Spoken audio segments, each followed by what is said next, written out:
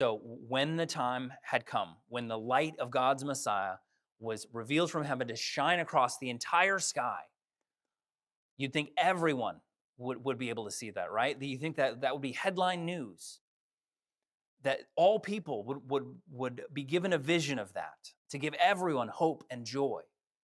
But that's not what happened. That's not what we see in Luke 1 and Luke 2. We see a divine selectivity about who can see God's glory and who is sent to bear witness of it to others. So, looking at Luke 1, we see Zacharias in 1:11. Remember, he immediately after seeing the angel, immediately after receiving the message of who his son would be, John the Baptist, he is struck mute for at least 9 months. And the commentators I looked at were all agreed that he did not do much evangelism during those 9 months. Then the angel appears to Mary in 128.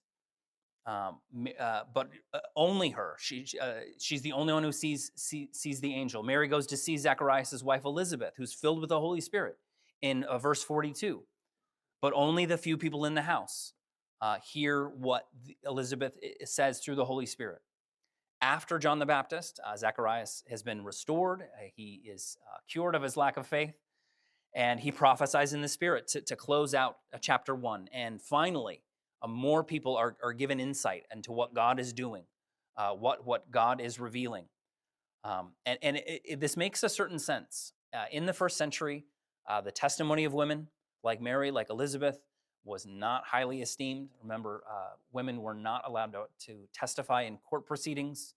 Even the 11 disciples, when they received word from the women who first saw that Jesus was risen from the dead, they did not believe those ladies. So the good news is finally being preached by Zacharias. He's an honorable member of the priests. He has an impeccable reputation for personal holiness. We see that in verse 6, that both Zacharias and Elizabeth were both righteous before God, walking in all the commandments and ordinances of the Lord, blameless. And of course, most importantly, especially for the Pharisees and others of that mindset, he's ceremonially clean.